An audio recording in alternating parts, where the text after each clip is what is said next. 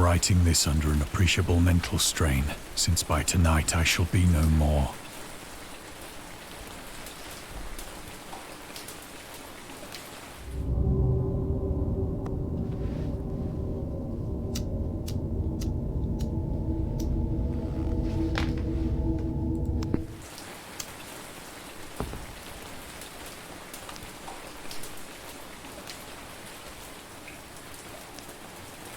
Penniless, and at the end of my supply of the drug which alone makes life endurable, I can bear the torture no longer, and shall cast myself from this garret window into the squalid street below. Sehr fröhlich.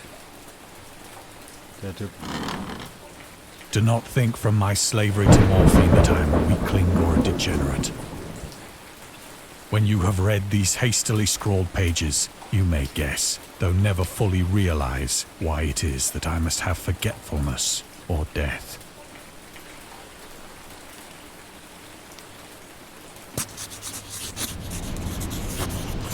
It was in one of the most open and least frequented parts of the broad Pacific that the packet of which I was supercargo fell a victim to the German sea raider.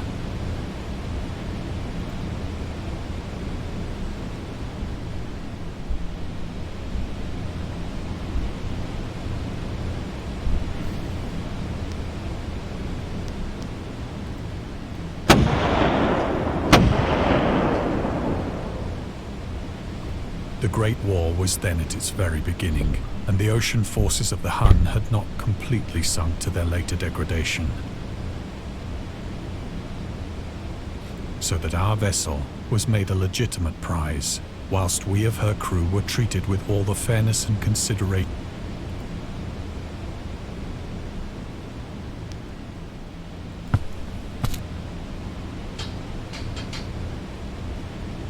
So liberal, indeed, was the discipline of our captors, that 5 days after we were taken, I managed to escape alone in a small boat with water and provisions for a good length of time.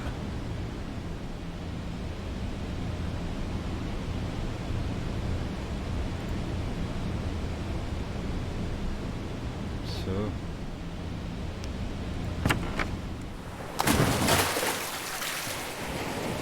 When I finally found myself adrift and free, I had but little idea of my surroundings.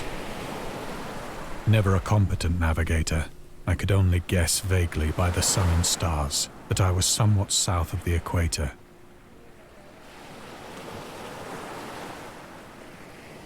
Of the longitude, I knew nothing, and no island or coastline was in sight.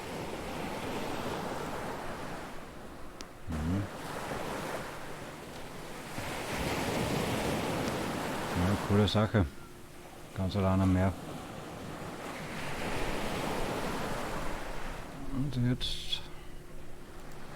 Ja, die Sonne. The weather kept fair, and for uncounted days I drifted aimlessly beneath the scorching sun, waiting either for some passing ship or to be cast on the shores.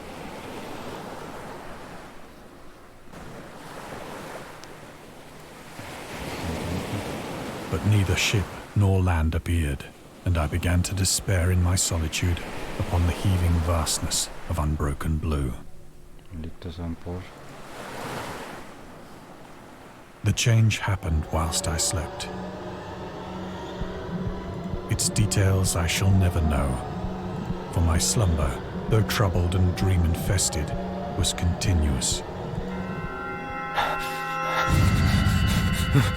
shit.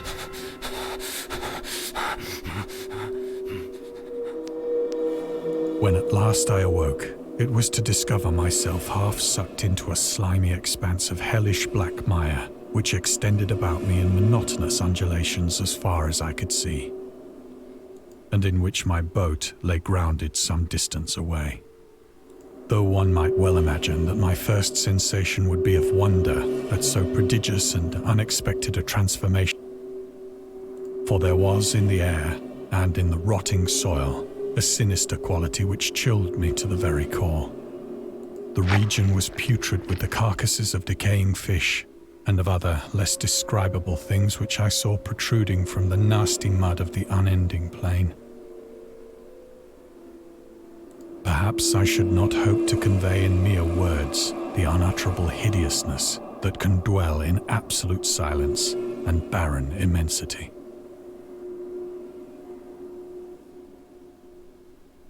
There was nothing within hearing and nothing in sight save a vast reach of black slime. Yet the very completeness of the stillness and the homogeneity of the landscape oppressed me with a nauseating fear. The sun was blazing down from a sky which seemed to me almost black in its cloudless cruelty, as though reflecting the inky marsh beneath my feet.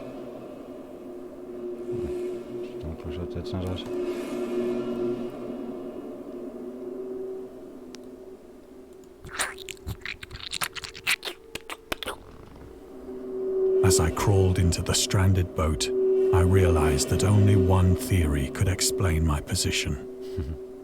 Through some unprecedented volcanic upheaval, a portion of the ocean floor must have been thrown to the surface, exposing regions for which innumerable millions of years had lain hidden under unfathomable watery depths. So great was the extent of the new land which had risen beneath me that I could not detect the faintest noise of the surging ocean, straining my ears as I might. Nor were there any seafowl to prey upon the dead things.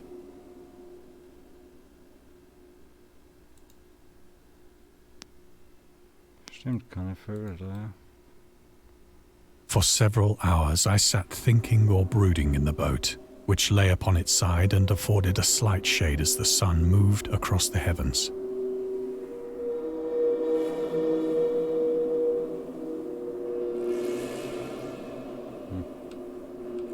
As the day progressed, the ground lost some of its stickiness and seemed likely to dry sufficiently. That night I slept but little, and the next day I made for myself a pack containing food and water, preparatory to an overland journey.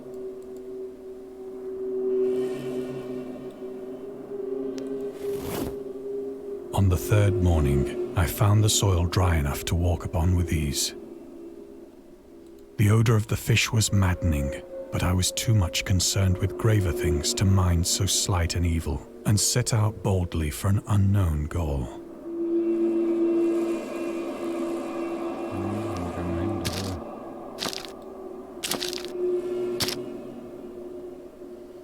All day I forged steadily westward, guided by a faraway hummock which rose higher than any other elevation on the rolling desert.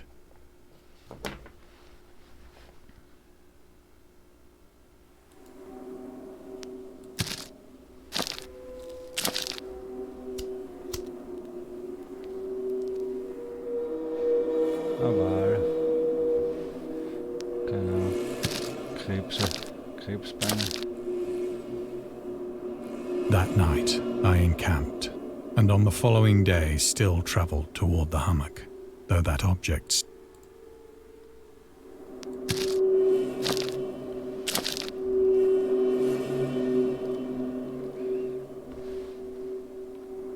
By the fourth evening, I attained the base of the mound, which turned out to be much higher than it had appeared from a distance. An intervening valley setting it out in sharper, too weary to ascend.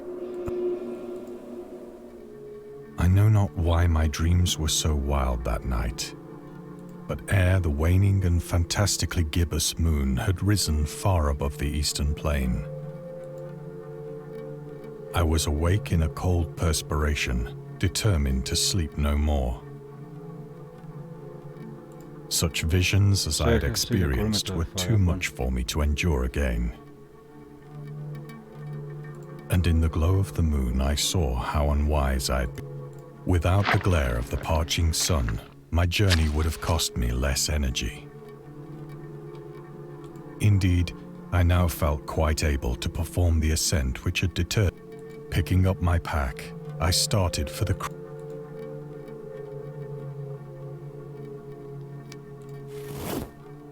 I have said that the unbroken monotony of the rolling plain was a source of vague horror to me. But I think my horror was greater when I gained the summit of the mound and looked down the other side into an immeasurable pit or canyon. whose black recesses the moon had not yet soared high enough to illumine. I felt myself on the edge of the world, peering over the rim into a fathomless chaos of eternal night.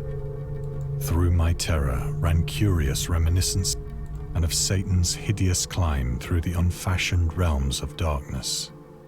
As the moon climbed higher in the sky, I began to see that the slopes of the valley, ledges and outcroppings of rock afforded fairly easy footholds for a descent. Whilst after a drop of only a few hundred feet, the declivity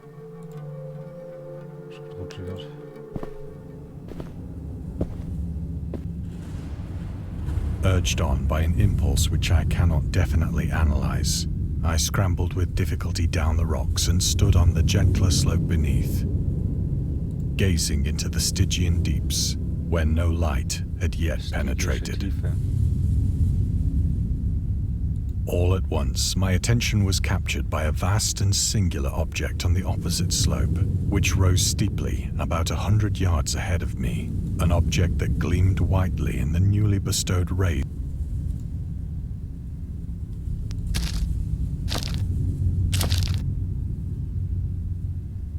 That it was merely a gigantic piece of stone, I soon, but I was conscious of a distinct impression that its contour and position were not altogether the work of nature.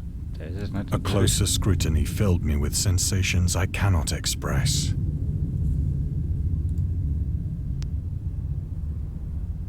For despite its enormous magnitude and its position in an abyss which had yawned at the bottom of the sea since the world was young, I perceived beyond a doubt that the strange object was a well-shaped, whose massive bulk had known the workmanship and perhaps the worship of living and thinking creatures. Dazed and frightened, yet not. In den letzten Jahren gefunden worden sind, noch größer.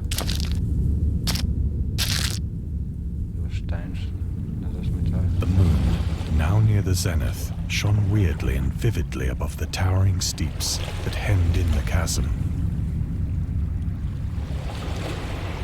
and revealed the fact that a far-flung body of water flowed at the bottom, winding out of sight in both directions. Across the chasm, the wavelets washed the base of the Cyclopean, on whose surface I could now trace both inscriptions and crude sculptures.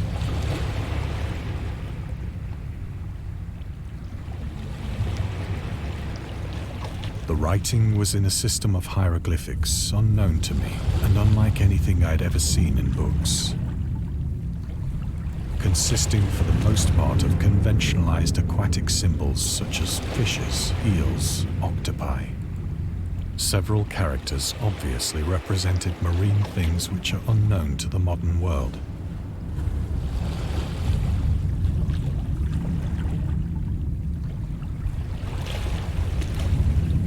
But whose decomposing forms I had observed on the ocean rim. It was the pictorial carving, however, that did most to hold me.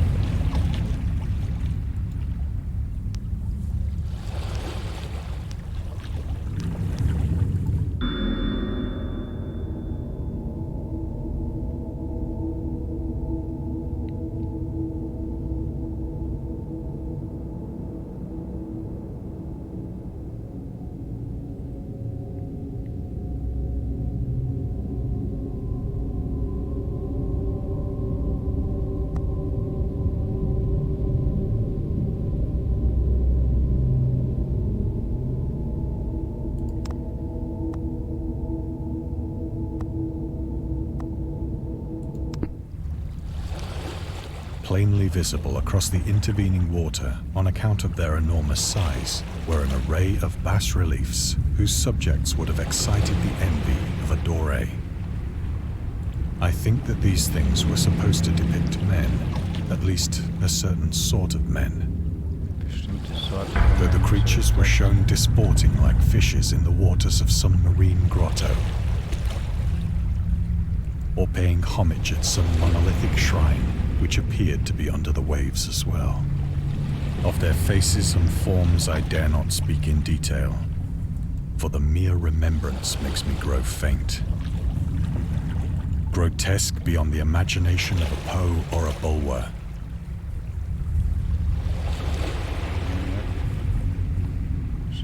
Så net også.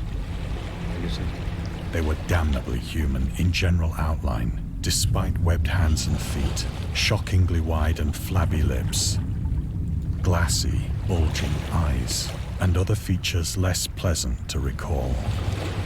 Curiously enough, they seemed to have been chiseled badly out of proportion, for one of the creatures was shown in the act of killing a whale, represented as but little larger than himself. I remarked, as I say, their grotesque, but in a moment decided that they were merely the imaginary gods of some tribe whose last descendant had perished eras before the first ancestor of the Piltdown or Neanderthal man was born.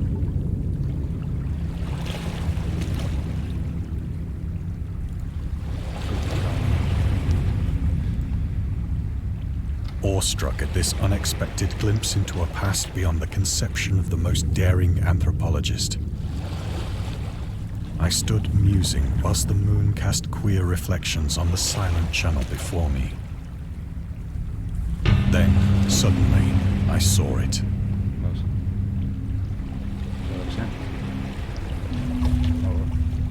With only a slight churning to mark its rise to the surface, the thing slid into view above the dark water.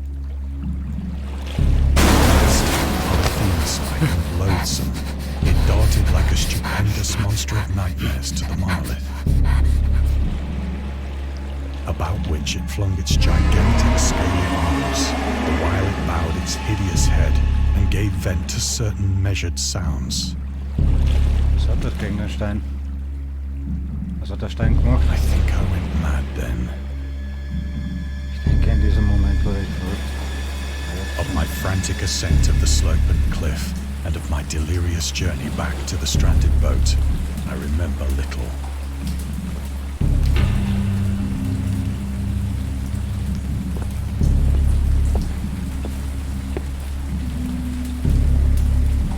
I believe I sang a great deal, and laughed oddly when I was unable to sing.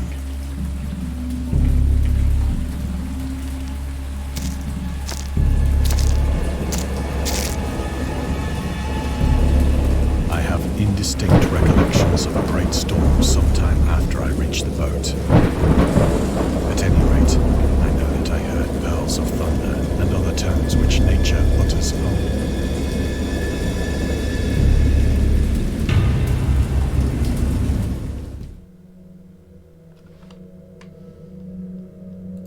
When I came out of the shadows, I was in a San Francisco hospital.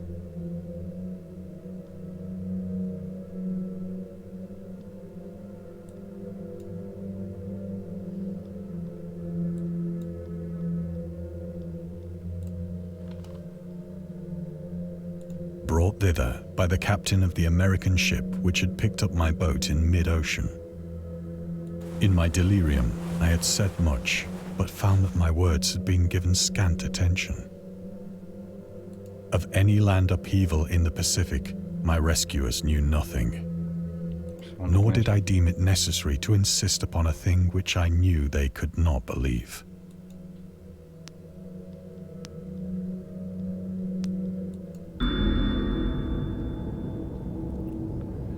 LoveCraft war eine prominente Figur in der Welt des Amateurjournalismus. 1915 begann er mit der Herausgabe einer eigenen Zeitschrift namens The Conservative, die politische und soziale Kommentare, Gedichte, Kurzgeschichten und Literaturkritik von ihm und anderen Autoren enthielt. Howard war ein geschickter Wortschmied, aber er nahm sich auch Kritik zu Herzen, was dazu führte, dass er sich zum ersten Mal seit seiner Teenagerzeit vom Gedichtschreiben abwandte und sich wieder auf schräge Belletristik konzentrierte. Dagon, veröffentlicht 1919, ist eine der Kurzgeschichten, die während dieser Zeit entstanden. In diesem beispielhaften Auszug aus The Conservative erklärt der Meister der Horrorfiktion seine Einstellung zum Krieg und der Idee des Weltfriedens. Warum ein vernunftbegabter Mensch an die Möglichkeit eines universellen Friedens glauben kann, ist mehr als ein Konservativer ergründen kann. Sollte die gesamte zivilisierte Welt gleichzeitig der Abrüstung zustimmen, würden eine oder mehrere Nationen zweifellos Waffen behalten und zu gegebener Zeit ihre altruistischen und weniger scharfsinnigen Zeitgenossen für einen wilden Eroberungsfeldzug gegen diese unbewaffneten Opfer ausnutzen. Kein Land kann jemals über die Kriegsführung stehen, bis sich die Grundimpulse des menschlichen Tiers auf wundersame Weise geändert haben. Könnte recht haben, ne?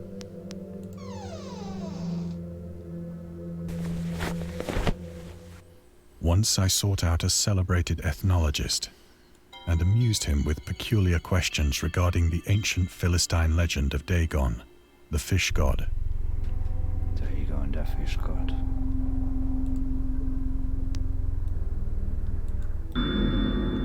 Dagon oder Dagan war die Hauptgottheit der Philister, die im gesamten Nahen Osten als alter Gott der Fruchtbarkeit und der Ernte verehrt wurde.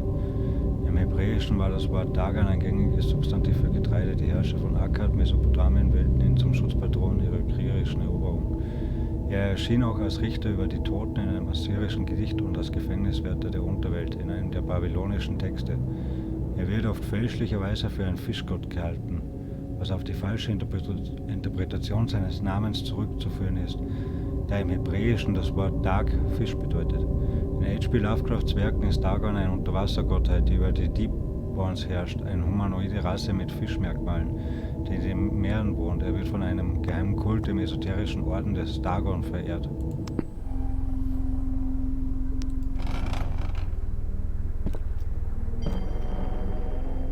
But soon perceiving that he was hopelessly conventional, I did not press my inquiries.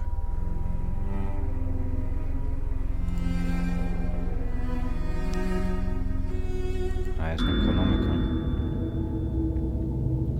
August Derleth und der Cthulhu-Mythos.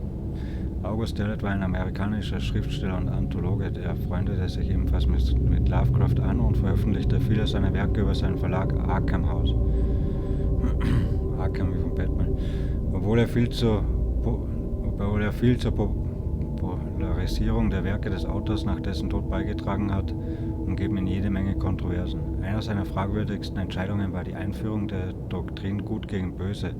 Derleth war gläubiger Katholik. In den Cthulhu-Mythos, der im Gegensatz zu Lovecrafts Weltbild und seinem Ansatz des kosmischen Horrors stand.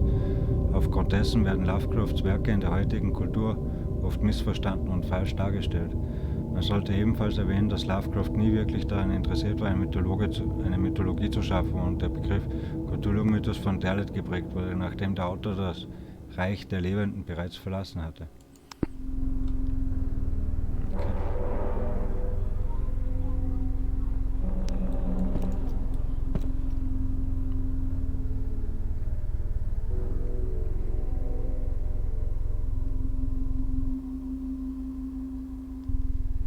Gibt's nichts bei der Uhr?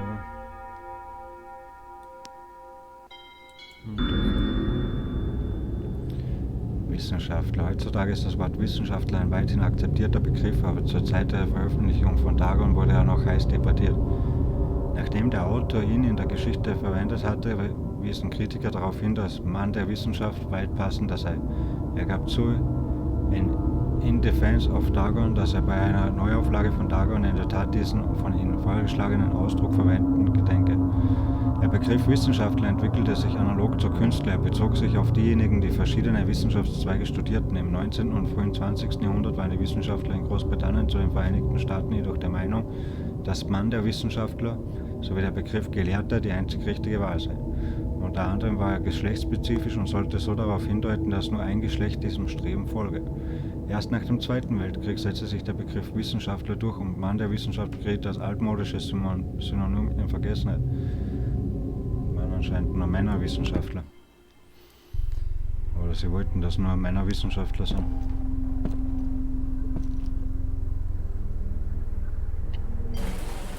It is at night, especially when the moon is gibbous and waning, that I see the thing. I tried morphine, but the drug has given only transient surcease and has drawn me into its clutches as a hopeless slave. So now I am to end it all. having written a full account for the information or the contemptuous amusement of my fellow men.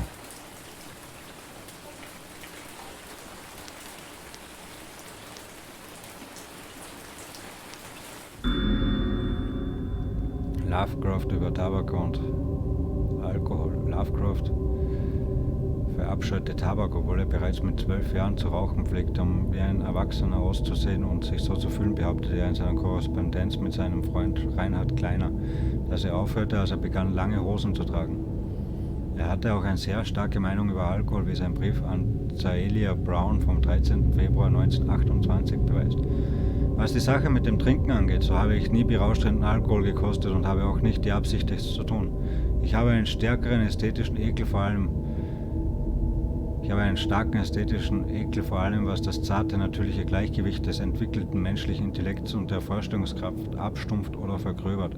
Trinken erregte bei mir eine persönliche Abscheu, daher trinke ich nicht. Lass die Herde tun, was sie will, ich bin eher für die Prohibition. Das Verbot der einen wie der anderen asozialen Kraft. Quelle The Spirit of Revision, Lovecraft's Letters to Zaelia Brown.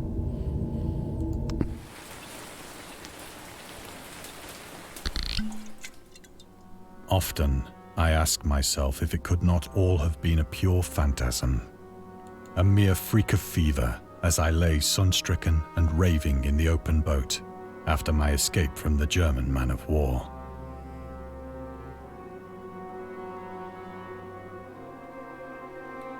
This I ask myself, but ever does there come before me a hideously vivid vision in reply.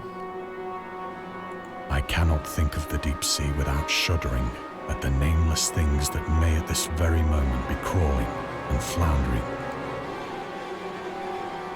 worshipping their ancient stone idols and carving their own detestable likenesses on submarine obelisks of water-soaked granite. I dream of a day when they may rise above the billows to drag down into their reeking talons the remnants of puny, war-exhausted mankind. Of a day when the land shall sink and the dark ocean shall ascend amidst universal pandemonium. Weltuntergang. An einem Tag, an dem das Land versinkt und der dunkle Meeresboden inmitten von universellem Pandemonium aufsteigt.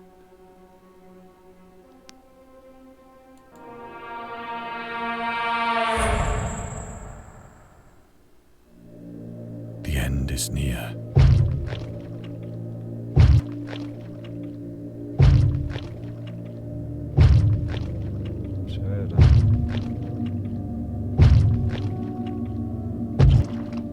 I hear a noise at the door, as of some immense... It shall not find me.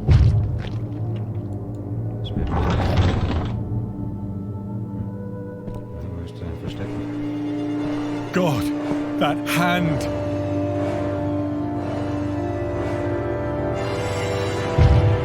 The window! The window!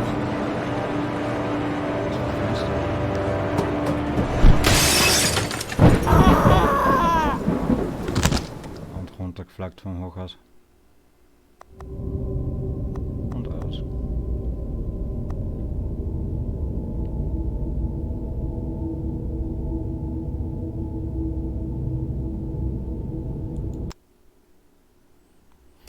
Das war's mit Dagon.